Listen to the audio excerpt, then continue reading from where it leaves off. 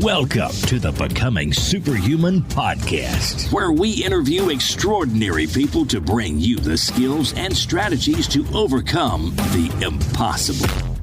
And now, here's your host, Jonathan Levy.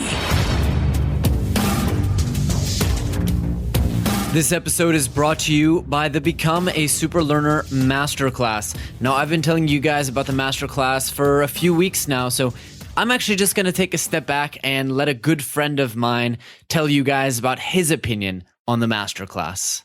Hi, I'm Nelson Dellis, four-time USA memory champion and a huge fan of the Super Learner Masterclass. You know, when I started memory techniques years ago, I wish that I had all the resources that are available on this course. Jonathan does a great job teaching it, and it's a fantastic course, and I highly recommend it. It'll take you just as far as I am without as much time that I had to put in. So enjoy it, get into it, and keep your memory active. To learn more, to sign up for a free trial with no credit card required, or to redeem an exclusive discount for podcast listeners only, please visit jle.vi/learn or visit becomeasuperlearner.com. Greetings, super friends, and welcome to this week's show. Today, I am joined by an internationally recognized nutrition expert, a board-certified family physician, a New York Times best-selling author, and a nutritional researcher who specializes in preventing and reversing disease through nutritional and natural methods. And actually, those are all the same person. You may know him from various TV shows on PBS. You may know him from the Dr. Oz show, the Today Show, Good Morning America, or any of the other TV outlets that he's appeared on. You may have also read one of his many best-selling books, from Eat to Live to Super Immunity, The End of Diabetes, or any other popular nutrition book that he's written, including the Eat to Live Cookbook, The End of Dieting. All of these books are bestsellers, so there's a high likelihood that you've read one of them at least. I want to say that he's also the father of something called Nutritarian eating, and he's developed a special equation for longevity and health, which he will be telling us all about throughout the interview. In the interview, we really go into the nutritional regimen that he recommends. We compare it to some other nutritional regimens, and some of the things he says contradict a lot of what other guests have said about paleo, about ketogenesis. I leave it up to you guys to listen, to do the research, to check out his books, and decide what you think. In any case, if you check out the blog post for this episode, you will find all of the research, all of the links that our guest mentions, and you can do the research for yourselves. So without any further ado, please let me introduce you to nutrition expert, Dr. Joel Fuhrman.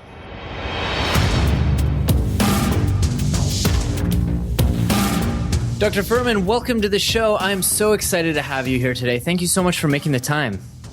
Oh, thanks, Jonathan. My pleasure. Awesome. So, Dr. Fuhrman, I tried to do a little justice to your bio in the introduction, but I'm afraid I did fall short. So tell us a little bit about your career trajectory and how it is that you came to focus specifically on the nutritional aspects of health. Well, the interesting part about my story is that I didn't come to focus on this over time as my career developed. I started with this decision to do this even as a teenager. In other words, I was on the world figure skating team for the United States. I was third in the world in pairs figure skating in the mid-70s. I used excellent nutrition to better my stamina and performance. I was coaching ice skating, became a coach that had world-class competitors, and I've worked with professional and Olympic athletes for many years. And my passion really was what nutrition could do to prevent and reverse disease, especially reverse disease. And I was expressing that passion and actually going back to school to take courses, because when I was in my skating career, I was as a business and economics major in college. I didn't have any pre-med courses. So I decided to drop my career at that point. My family had a chain of 10 shoe stores in the New York metropolitan area. And I decided to go back to school full-time to proceed to achieve my pre-medical requirements so I can go to medical school. So I went to medical school at the age of 29 with the specific intent of being a family physician with a specialty in nutritional medicine. Mm-hmm. Excellent. And since then, you've conducted most of your research around nutrition, correct?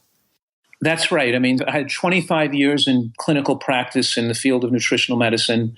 And as my career progressed, I've devoted more energy and time to writing, speaking, and producing research. And today I'm the president of the Nutritional Research Foundation, where it's a 501c3 that raises money to support nutritional research projects, which we have launched some and are launching some really incredible projects with major universities and medical centers around the country to show that how powerful, to help change the face of healthcare, to show people how powerful nutrition can be to prevent and even treat various diseases. Fantastic. I'm so glad to hear that because, we've talked in the episodes before about how I, even at Berkeley just 8 or 10 years ago, was in these nutrition classrooms and learning things not that long ago that I found out later to be just blatantly wrong, or at least the evidence today seems to be blatantly wrong. So I'm wondering, what are some of the big takeaways that you've learned so far in your research and in those 25 years of clinical practice?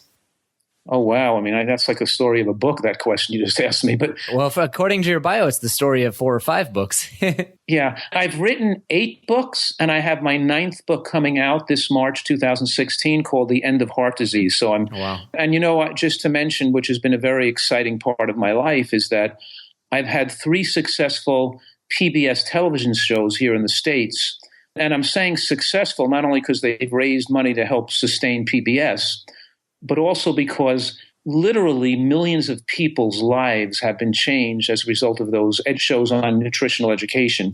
Because, I must get not just thousands of people who've recovered their health or reversed their high blood pressure or heart disease or gotten rid of their diabetes or lost 50 to 100 pounds, but also thousands of responses from other medical professionals, other people who send me their results of their patients from recommending my books and my videos and things. So that's been tremendously satisfying to see an impact on the population. And actually the impact I've had on the medical profession in the United States has been tremendously rewarding to my career. That's wonderful. And I have a feeling, I guess what I was trying to get at with the prior question, I have a feeling that your research hasn't shown the typical, eat your 5 servings of grains and avoid fats diet. Tell us a little bit about the type of diet that you advocate in your various books and that you've discovered through your research to be the most beneficial.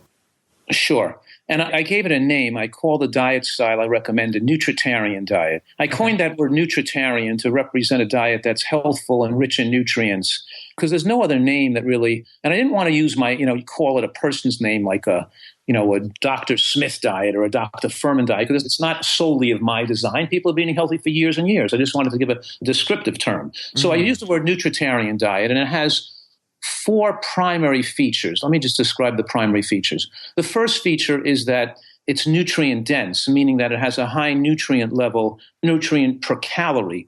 And by saying high in nutrients per calories in the food choices you're making means that you are getting the nutrients humans need without overeating calories to do so. In other words, you want to get nutrient concentration so you can keep your calories relatively low.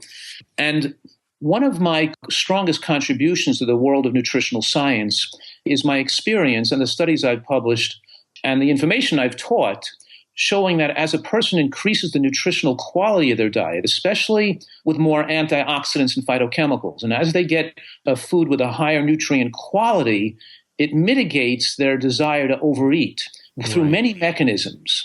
But we can talk about many of those mechanisms, whether it's volume in the stomach, but mostly through the fact that reducing what I call toxic hunger. In other words, there's a drive to overeat calories that comes from withdrawal from your poor quality of your diet. And most diets fail because people try to cut back on calories without improving the nutritional quality of their diet, and they develop unrelenting cravings and desire to eat all the time. It's like telling a person to breathe less oxygen. Instead of breathing at 14 breaths a minute, breathe at 10 breaths a minute. They can't always be gasping for air. And this person always wanting to eat more food is never satisfied. And they're always wanting more food than they require. And they don't stick with the diet long term because their biology is not right. And they're continuing to feel shaky and weak and fatigued and headachy unless they continually put food in their mouth.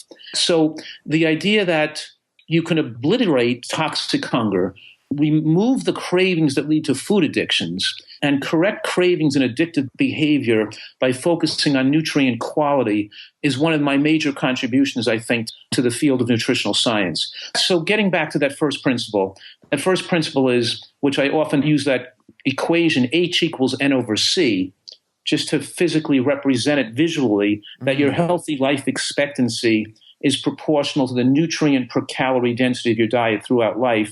And we should strive to eat foods that are high in nutrients, such as green vegetables and berries and flax seeds. And, in other words, we should eat foods that are nutrient rich as opposed to foods that are low level in nutrients, such as oil and sugar and processed grains and white meat chicken. The point is that colorful vegetables don't have 10 times the micronutrient counts compared to processed foods and animal products and oils. They have more than 50 to 100 times as many micronutrients per calorie. And that conventional diets are dramatically and dangerously deficient in phytochemicals and antioxidants because the populations in the modern world today eat less than 10% of calories from produce in the general intake of food calories. So, we can divide food into three categories, basically. Processed foods like sugars, white flours, oils, and things that come out in boxes like cakes and commercial baked goods and cookies and crackers and soft drinks. The one category is commercial produce and refined foods. The second category would be produce as natural as possible. And the third category would be animal products. And what I'm saying is the combination between animal products and processed foods, because the processed food is about 55% and the animal product is about 30% of total calories, that the produce percent is so low that almost all nutritional scientists worldwide today recognize that that low level of produce promotes cancer and heart disease and premature death. Right. It makes so much sense. I mean, we're eating tons of junk, which is meant to feed a lot of people very cheaply. But, when they have to start putting vitamin D and they have to start putting iron into junk food, it really starts making you question, isn't this stuff that for millions of years Homo sapiens have been getting somewhere, and why are we needing to inject it into our robo foods now? Let me just say I have 4 basic principles of a Nutritarian diet. I've just given you one of them. Should I quickly just go through a couple more? Yes, please. The second principle would be hormonal favorability.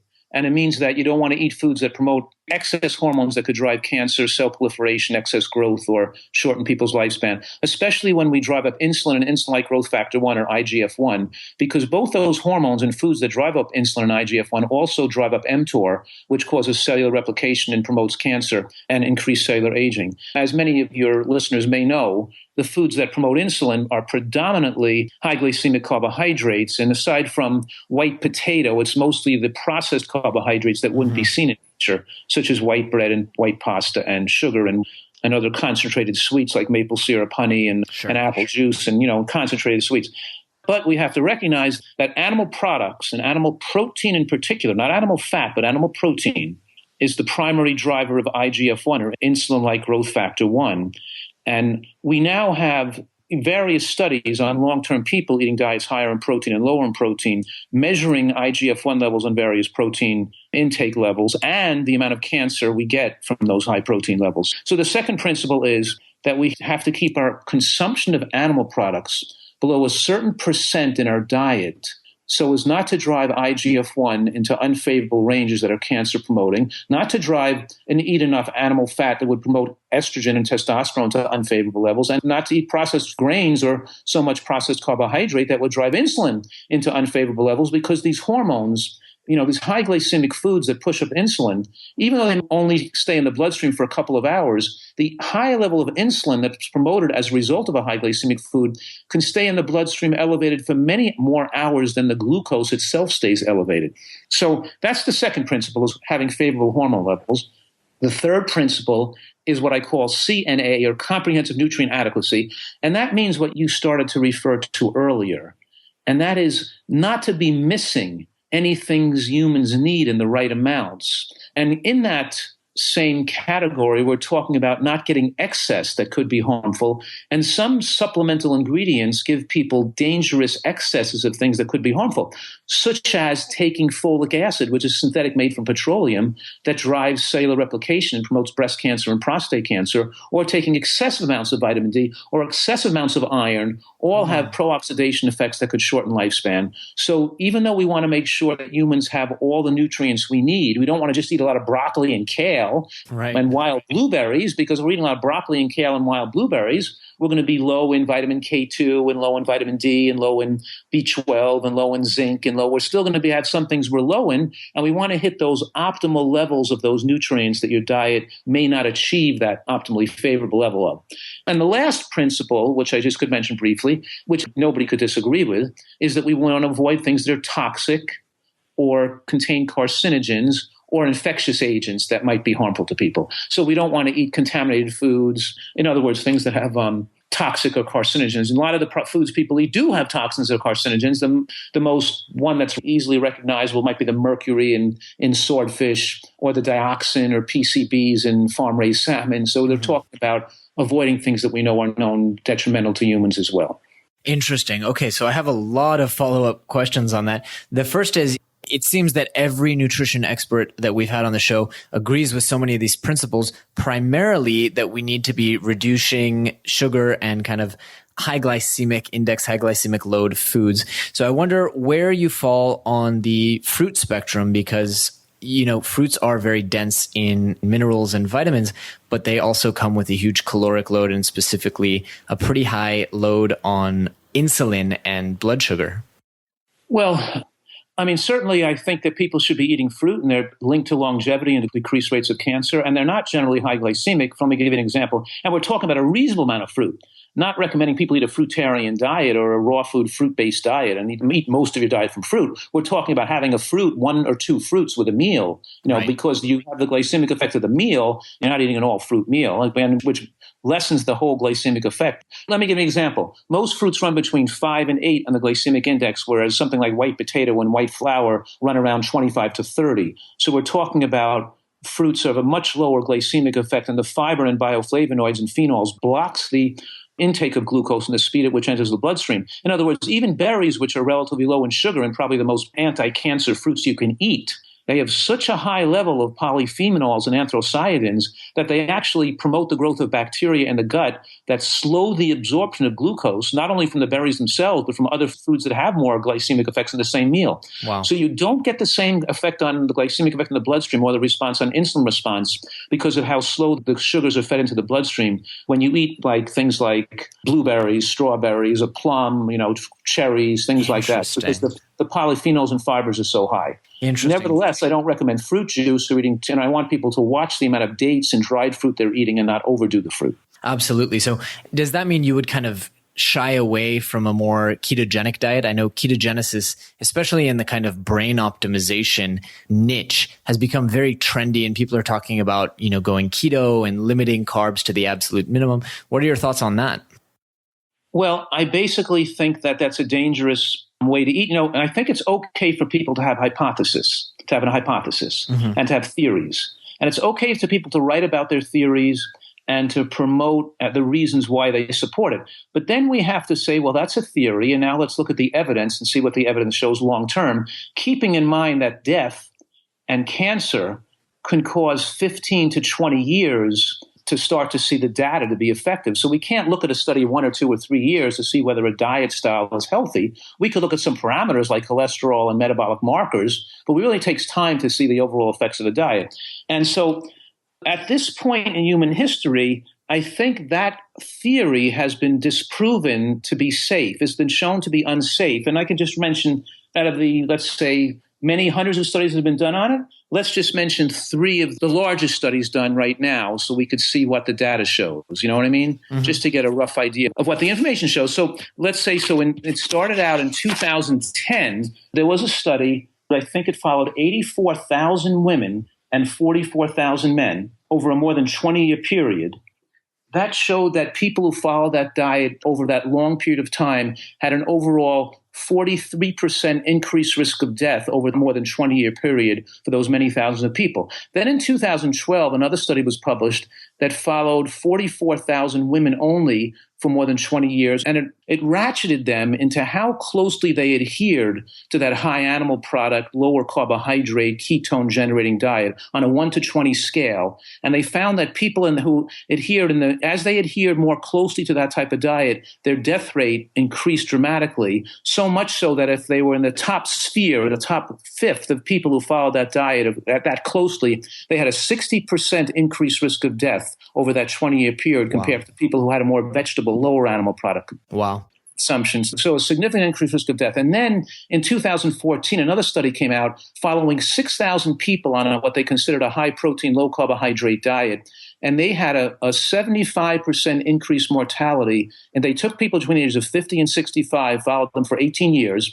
And they had a 75% increased mortality over that 18-year period. And those people in the high protein group weren't on a ketogenic diet. In that study, they were eating a diet, what they considered high protein diet, which was only 30% of calories from animal products. But they compared them to the group following less than 10% of calories from animal products, who had 60% lower risk of death over that 10-year period. Wow. So what I'm saying is that we see there's a continual and consistent graduation line, a gradient, a continual, consistent gradient as animal products increase in the diet from 10 to 25 to 30% or more. Death rates go up accordingly, as does diabetic parameters. Right. Does as well. We're talking about incidence of later life diabetes and not intermediate levels of measuring blood glucose and blood cholesterol or triglyceride levels, which is not the same thing as looking at a long-term effects on a dietary population. So we have to differentiate short-term blood parameters from long-term development of serious disease. That is very, very true. And that's a really, really good point. I was actually going to ask, and you already answered it, how these studies are done and how you can assess. The message that I'm hearing is a very good one. I think makes so much sense is the middle ground is where you need to be. You can't have a high sugar diet, but you can't have a no sugar diet. The question I have for you, Dr. Fuhrman, is how do we differentiate kind of the people eating the animal products in these studies are likely eating modern big agriculture animal products that we all know are full of those toxins, full of poisons, really.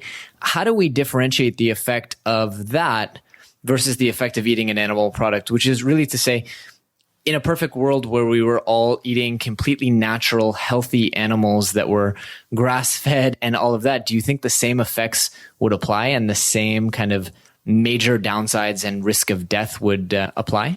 I do think that's most likely, and I'll give you the reasons why. Because the major factor, I think, according to most of the scientists involved in these studies and most of the data, is the effect of animal protein, leucine and methionine, on raising IGF-1 and stimulating mTOR. And also, it heightens the insulin effects from eating carbohydrates. In other words, more animal products have you a more insulin response to eating carbohydrates, or less animal products means you lessen the animal product response to the carbohydrates you eat. But yes, I think that the data is not going to be affected by the type of animal products. But let me just say this, that a lot of the data was not done in areas like the United States. We eat mostly commercially raised, factory farmed animal products, but in Australia, where they eat more than 75 to 80% of grass-fed and natural animal products. In some of the country studies, like Uruguay, the home of the gaucho, where all their animal products are naturally raised or grass-fed, and they have the highest cancer rates in the world, according to globalcancermap.com. And not just Australia and Uruguay, but if we look at primitive cultures eating high animal products, like the Mongols and the Horus study, and we still find that, for example,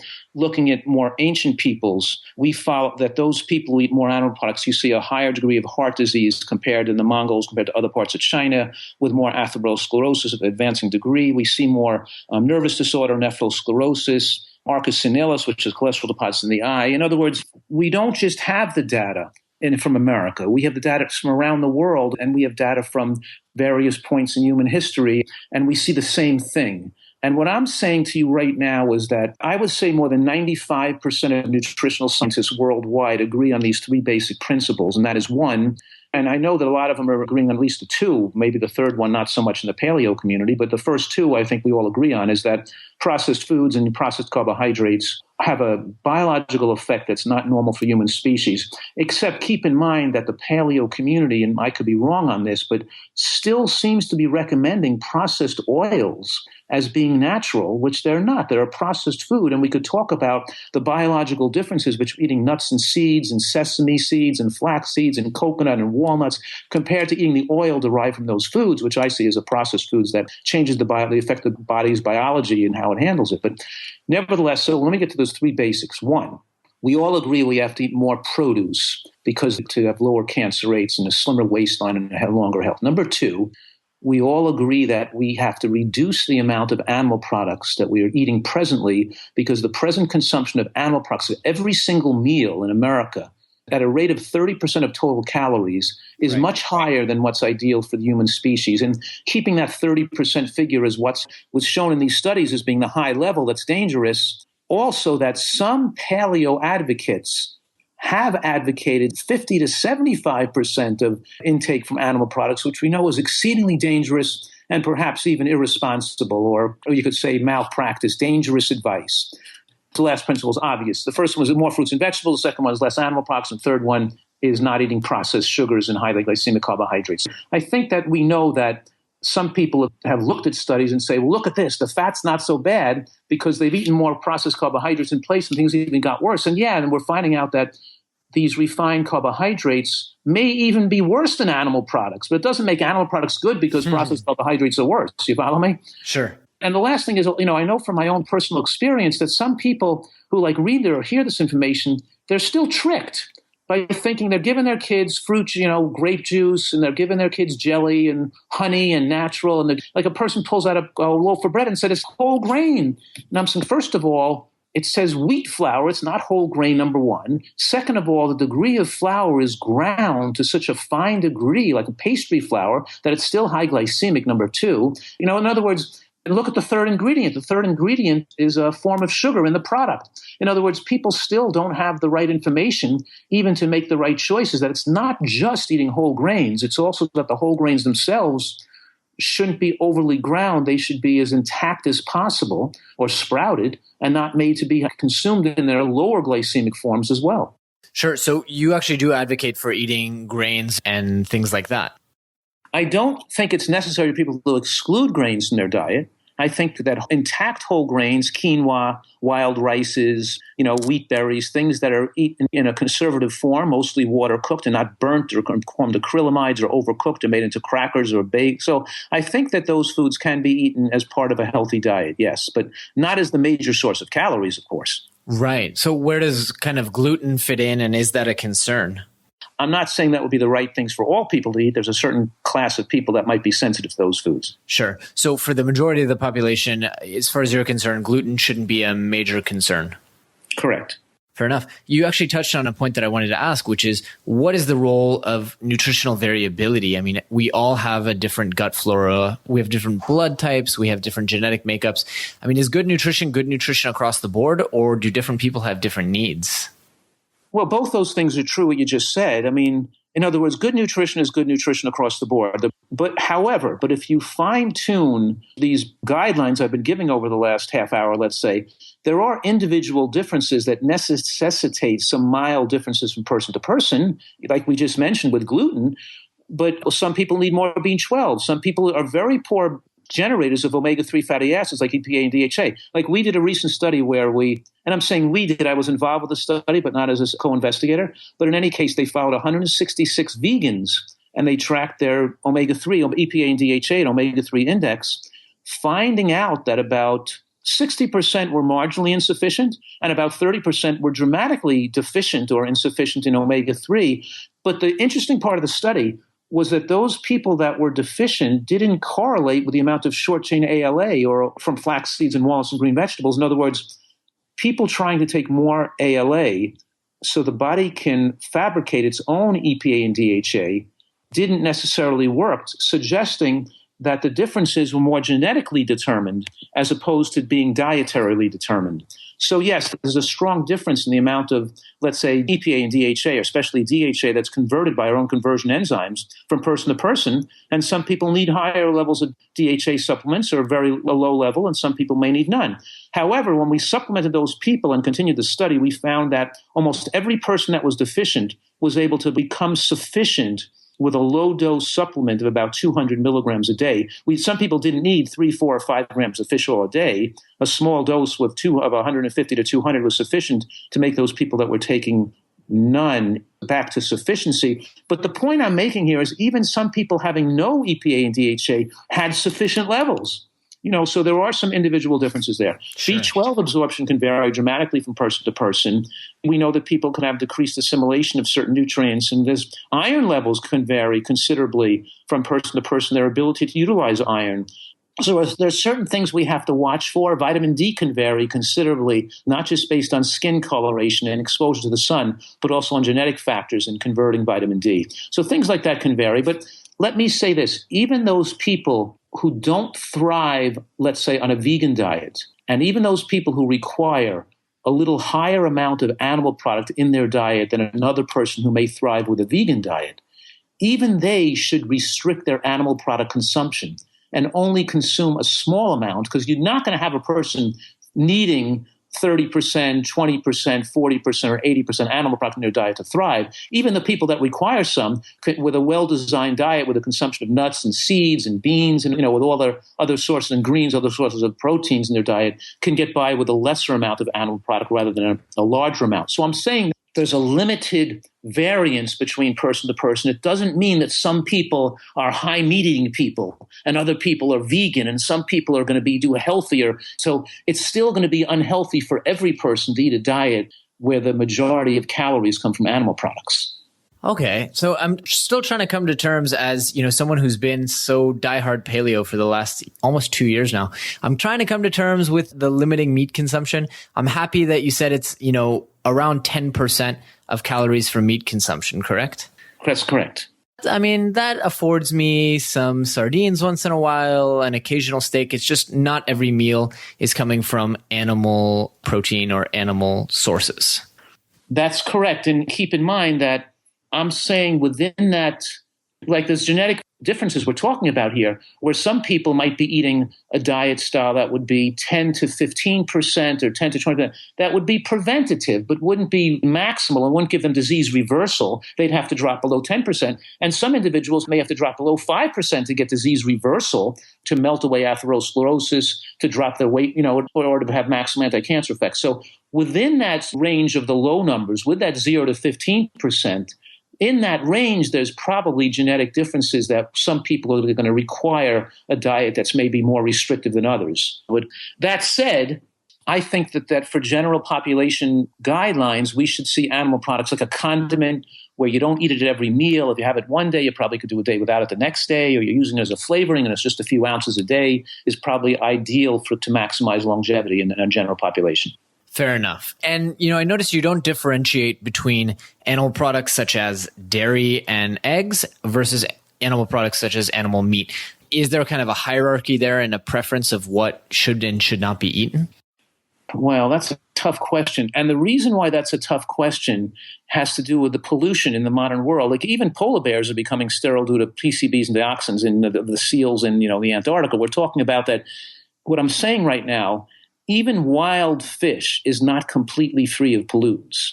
It's much lower in pollutants than commercially raised fish. Commercially raised salmon might have more than 10 times the dioxin and PCB levels of wild salmon. If you can eat salmon, certainly eat only wild.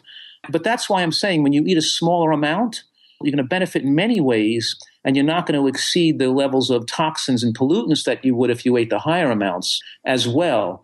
So even though eggs are usually a cleaner source of protein, they have other factors that make them more negative because their excess cholesterol has some negative effects on diabetic parameters such as insulin sensitivity in people who are overweight. So each food has its pro and con, like red meats are higher in iron and higher in other factors that promote bad bacterial growth in the guts.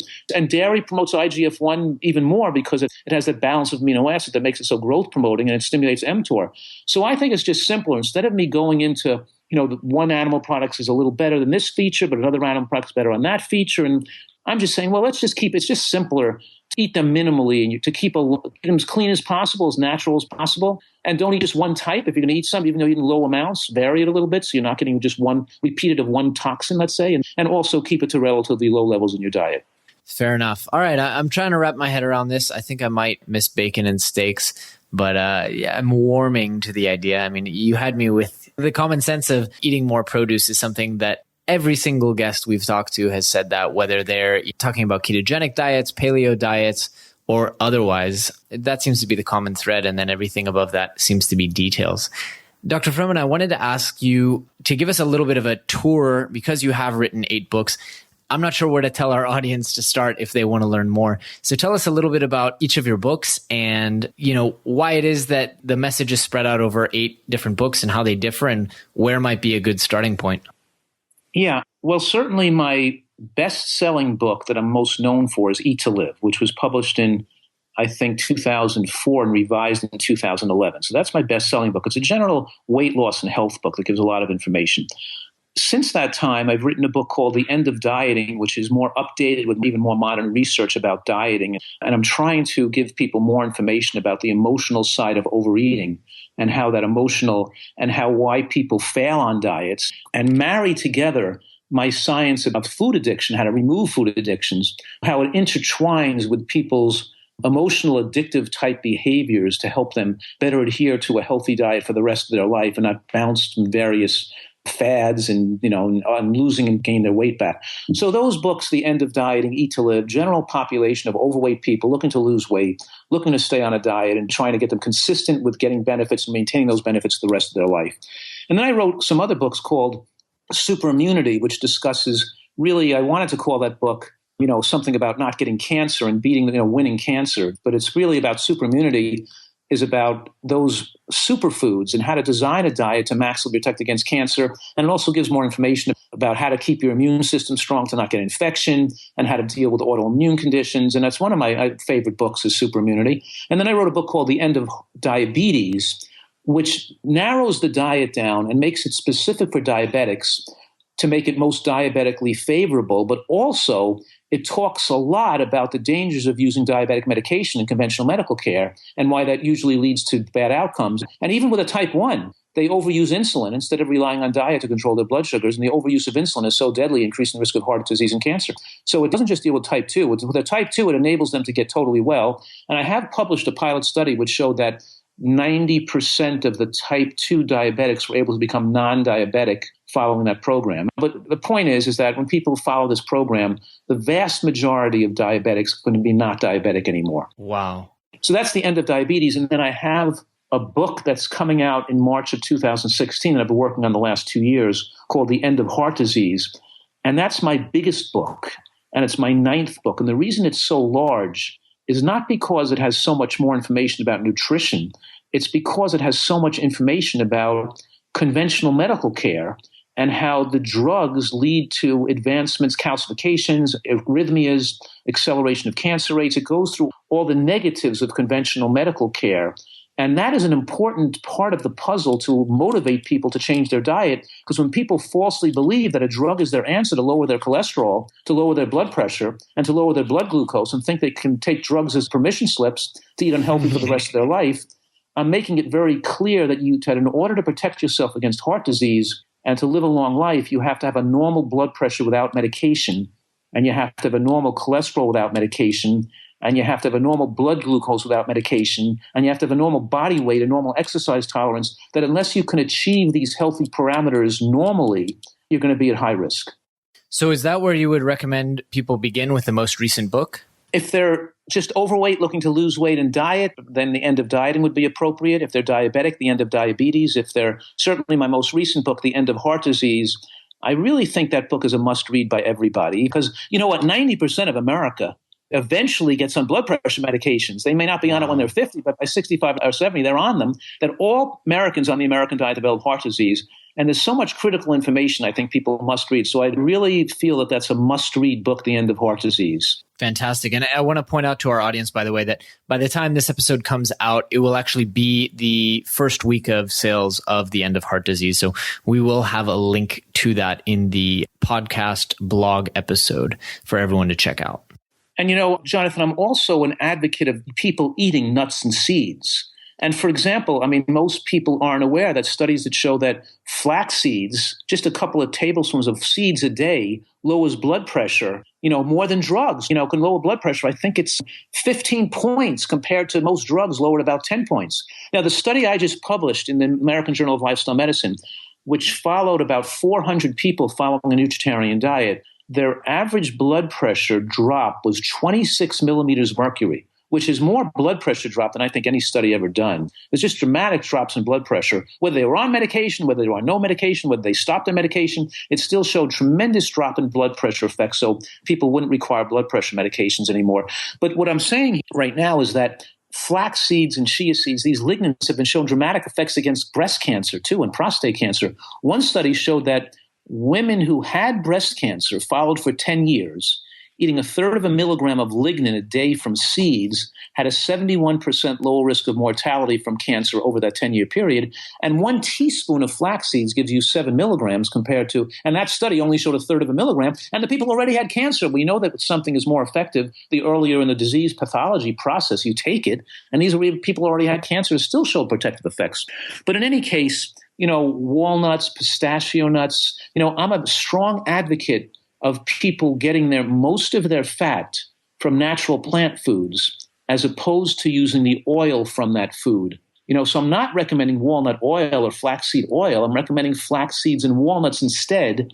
And I teach people and I show them recipes how to make desserts and how to make salad dressings using the whole nut or seed blended into the dressing as opposed to just mixing oil and vinegar. I'll mix them like tomato sauce or tomato paste with mayonnaise and oil and balsamic vinegar or whatever you're mixing. I would make a dressing with, tomato sauce and tomato paste with almonds and sunflower seeds and fig vinegar and a fig. Or I would make an orange cashew dressing with sesame seeds and cashews blended with some, blood orange vinegar or white wine vinegar and a navel orange. In other words, I'm going to use salad dressings with the whole food because when you take the sterols and the stanols and all those beneficial fibers, you get different biological effects in digestion and assimilation than if you would take in the oil out of the food. For example, a large degree of those calories, the fat calories, pass through into the toilet bowl. Eating nuts and seeds increases stool fat. Like when you eat walnuts and, let's say, pistachio nuts and almonds, you increase stool fat. And when that fat in the stool is analyzed, there's more saturated fat in the stool than there was under the seed to begin with, because it sucks saturated fats and LDL cholesterol out of the body, causing like an ion exchange system where more bad fats come out and good fats come in. Whereas if you just took the oil from those foods, you wouldn't have any of that of beneficial effects. And the oil would have been absorbed in 3 to 5 minutes instead of being absorbed in 2 to 3 hours, where the body can burn it for energy instead of storing it from fat. And all the studies, and you could say, well, I'm trying to talk about the differentiate between theory and fact. And theory is okay. There's nothing wrong with theory. But then we have to look at evidence and what the preponderance of evidence shows. And the preponderance of evidence shows that when people reduce oil calories or animal fat calories, and in their place get more fat calories from whole nuts and seeds, they have lower rates of cancer, longer lifespan, and lower rates of heart disease. Wow. So I think that's a great note to end on and a lot of information for our audience to chew on. Dr. Fuhrman, if they want to learn more about you or get in contact with you, maybe on social media or via your website, where should we send our audience members today? Well, thank you. My website is drfuhrman.com, drfuhrman.com, which obviously I have a lot of information there for people to learn. And then I also, have a Facebook page people can look up. But that's mostly on Facebook. You get people from all over the place making crazy comments and stuff. But we'll post some interesting things on there a couple times a week. But I guess the website is the best place to start. Fantastic. And we'll link that up also on the blog post so that people don't have to try and catch the spelling and stuff like that. Dr. Fuhrman, I want to thank you so much for coming in today and enlightening us with your decades of wisdom and knowledge from your research and from all your writing. It was really a pleasure to chat. Oh, thanks, Jonathan. Same here. I enjoyed speaking to you today. All right. So let's keep in touch. Oh, terrific. Take care. All right, super friends, that's it for this week's episode. We hope you really, really enjoyed it and learned a ton of applicable stuff that can help you go out there and overcome the impossible? If so, please do us a favor and leave us a review on iTunes or Stitcher or however you found this podcast. In addition to that, we are always looking for great guest posts on the blog or awesome guests right here on the podcast. So if you know somebody, or you are somebody, or you have thought of somebody who would be a great fit for the show or for our blog, please reach out to us either on Twitter or by email. Our email is info@becomingasuperhuman.com. Thanks so much. Thanks for tuning in to the Becoming Superhuman podcast. For more great skills and strategies, or for links to any of the resources mentioned in this episode, visit www.becomingasuperhuman.com/podcast. We'll see you next time.